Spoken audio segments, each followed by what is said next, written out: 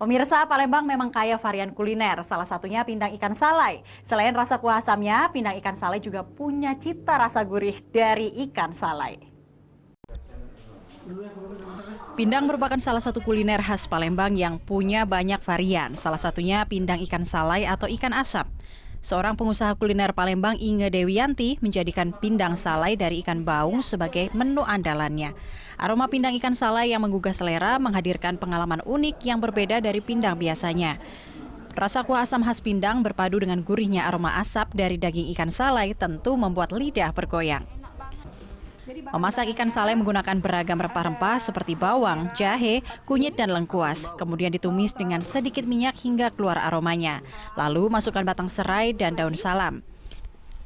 Tuang air secukupnya dan tunggu hingga mendidih. Tambahkan cairan asam jawa, gula, dan garam.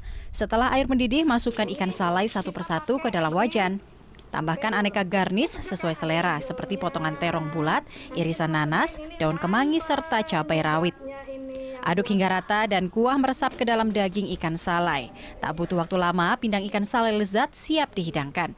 Dengan aroma khas yang berbeda dari pindang lainnya, tak heran jika pindang salai punya penggemar tersendiri. Dari ciri khasnya bahan masak pindangnya, bumbunya pas, dan rasanya pas juga. Di sini satu porsi itu 25.000. Karena ini bedanya gini, salai itu dia lebih mahal dan hitungannya ons per ons. Dia beda dari ikan-ikan yang biasa karena dia udah proses pengasapan ya. Inge biasa membuat 50 porsi pindang salai yang bisa dipesan secara daring.